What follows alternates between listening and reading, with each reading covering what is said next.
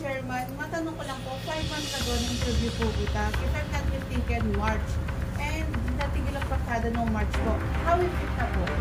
Okay.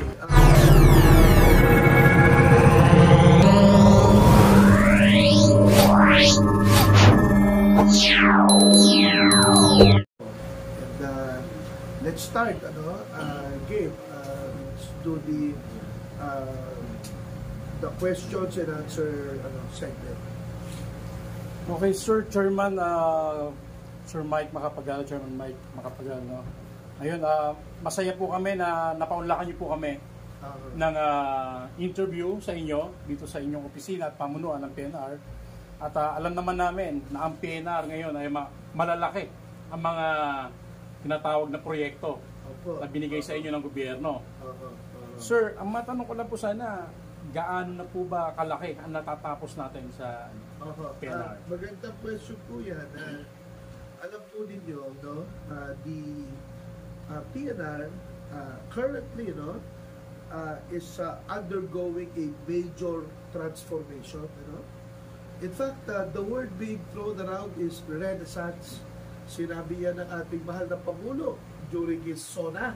Sabi niya, renaissance, no? In the railway sector of the country. Sinabi rin po yan ng ating mahal na kalihim, Secretary Jimmy Bautista, in several interviews na we're undergoing a renaissance. No?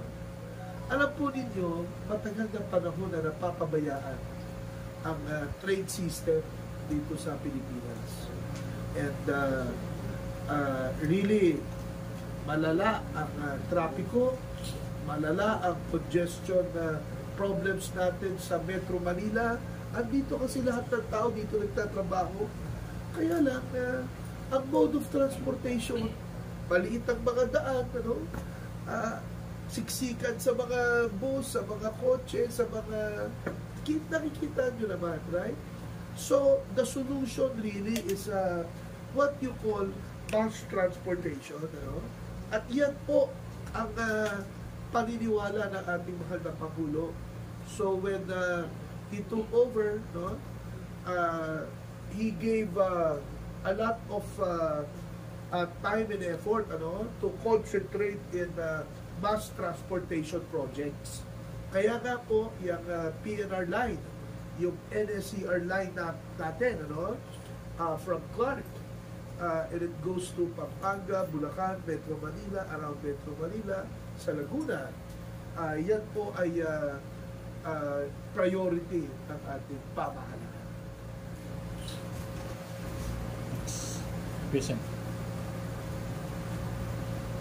Sir, na-mention niyo yung SONA ni Pangulo. Sir, tiningnan ko yung Facebook account niyo, yung wall niyo doon. May nakita ako, sir, na-curious lang ako eh.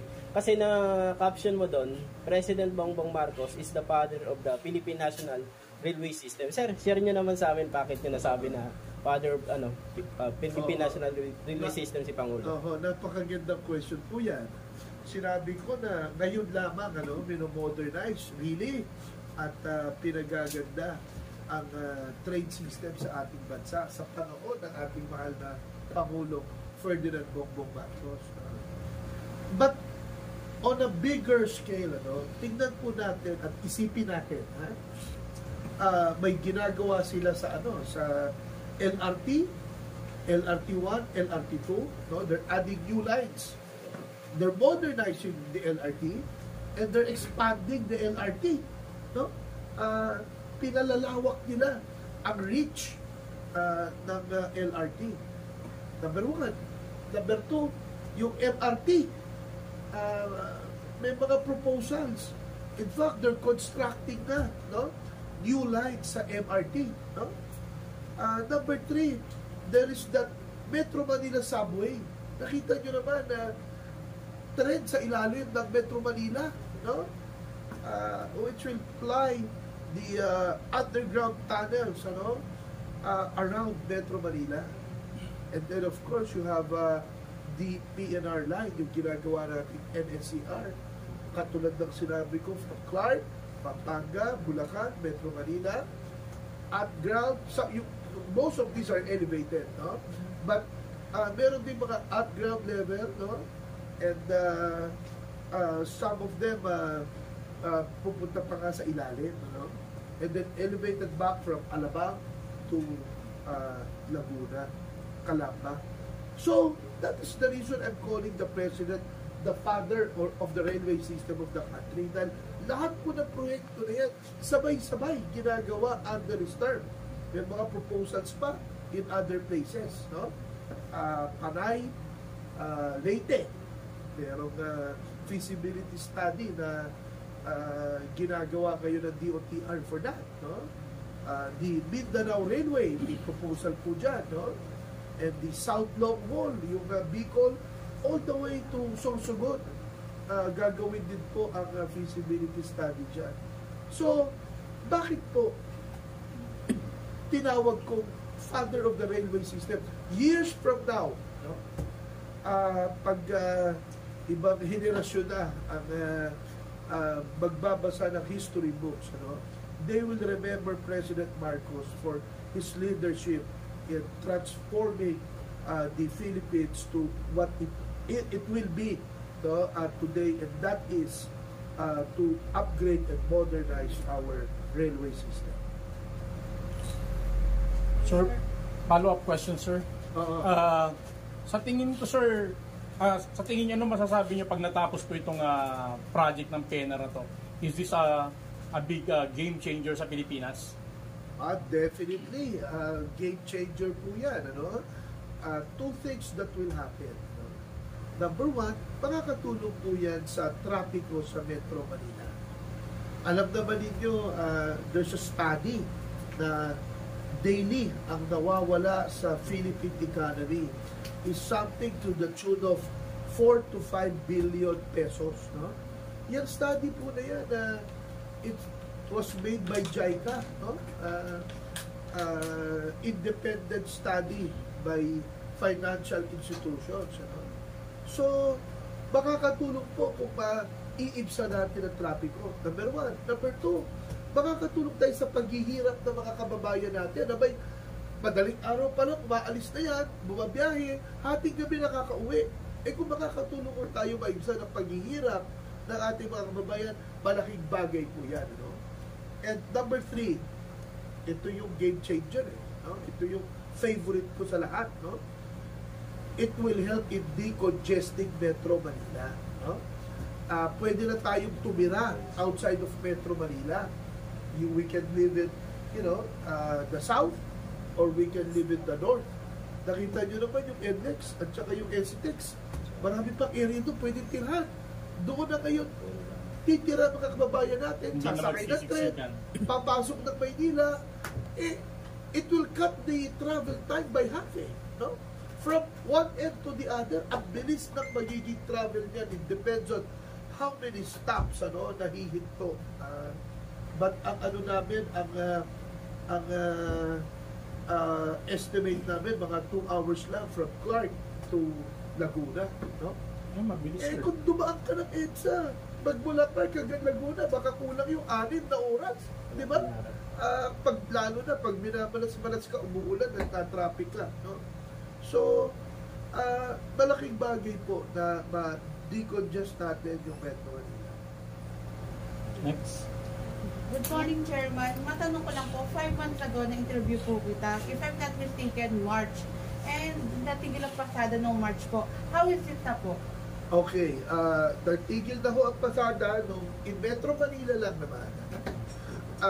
But we're very excited and we're very happy to announce that the Northern Line, phase 1 yan, phase 1 of the NSCR project from Clark to Valenzuela, okay, is more than 60% finished. Yung mga istasyon are close to 90% finished. No? In other words, in 2 years from now, pwede tayo magpatakbo ng mga tren sa mga kababayan natin ng mga Kapampangan, mga tiga Bulacan, makakarating na ng Metro Manila. No?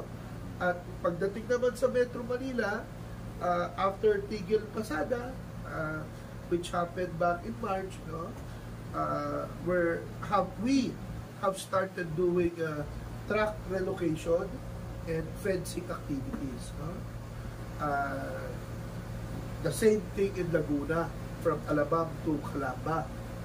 Nag-fencing na rin tayo and track relocation activities.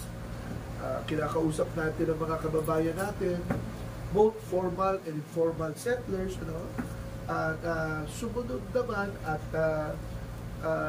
intindihin naman at konting pasensya rin, humihingi ako sa ating mga kababayan, na pagbigyan nila itong ginagawang proyekto ng pamahalaan natin dahil ito ay para sa atin.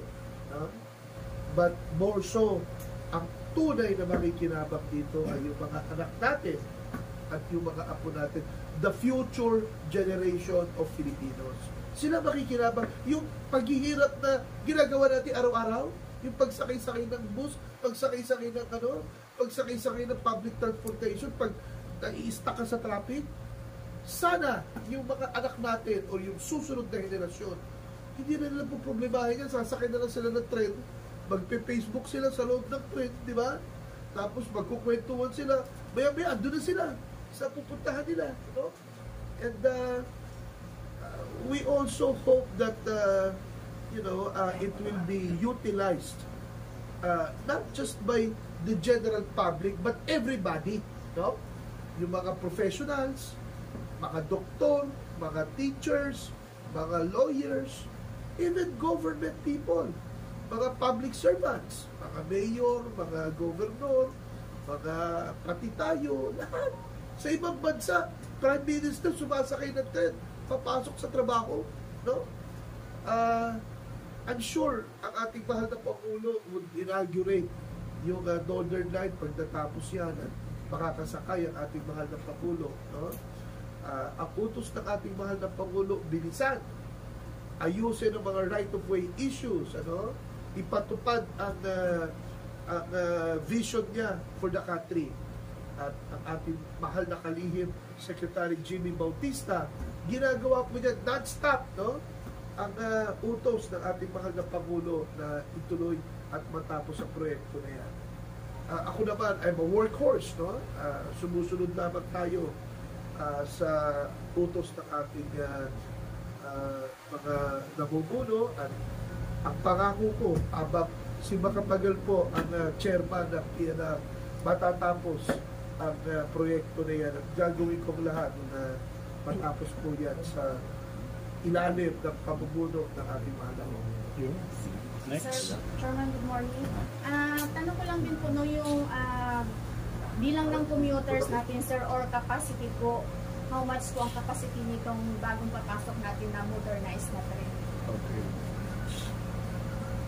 Ang daily ridership pagdatapos na po yan is something to the tune of 800,000 passengers. Sa buong Metro Manila, ang laki po yan.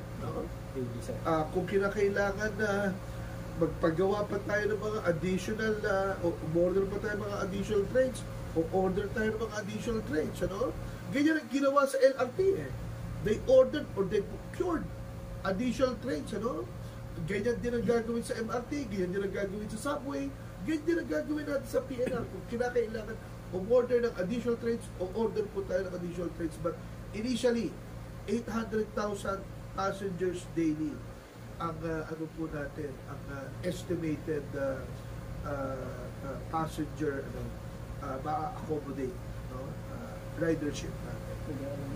Follow-up, sir, yung sa warehouse, sir, sa Pampanga, right? Opo. Can you share, sir, kung ano po ang purpose mo? Okay. Hindi po, warehouse, yes. Yes, yung ginagawa po sa Clark, ang tawag po doon, it's Clark Depot. It's Clark PNR Depot, located in Clark, Pampanga. Doon po paparada yung mga trains.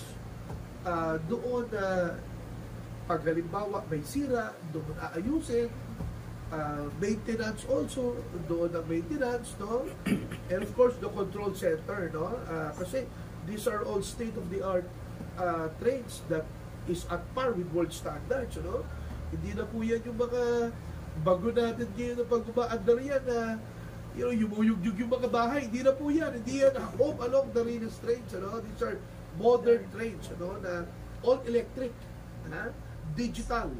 No? So, dadating ang train, alam na ng mga controllers na parang aeroplano, no? May control center na parating ang train kasi every 30 minutes ang intervals or 15 minutes ang intervals I'm not sure.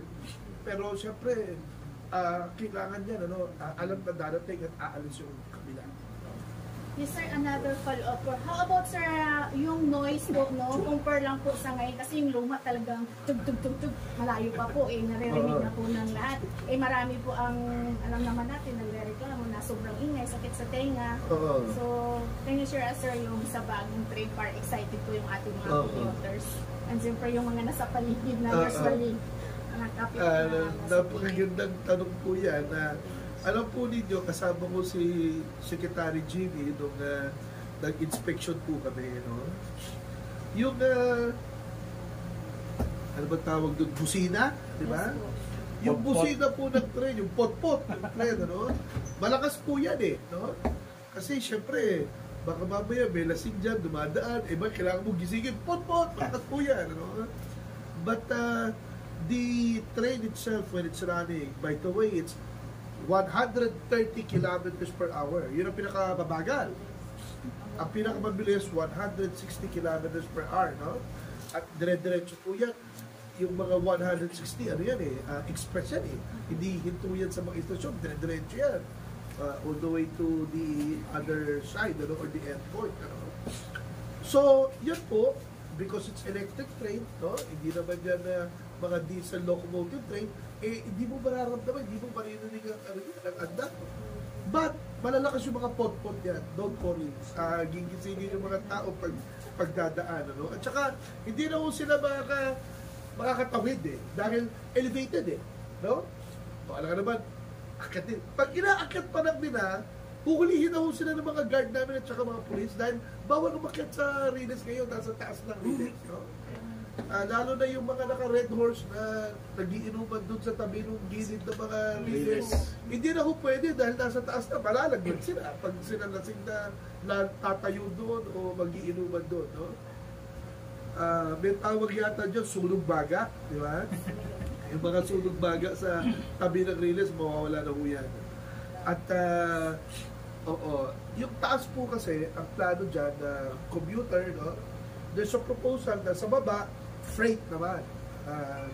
Yung nagdadala ng mga goods, products and goods, no? From other provinces, sir. From different provinces. Very good. And it can be agricultural, no? It can be yung mga nagagaling sa mga port facilities like Subic, no? Manila Port, Batangas Port. That's why merong proposal ngayon to link Subic to Clark, Clark to Manila Port to Batangas Port. Ang tawag mo dyan, Subic, Clark, Manila, Batangas Railway Corridor. Ano ho yan? It's part of the plans of the government. Na malamang isusunod na gagawin po yan. Freight lines na gagawin.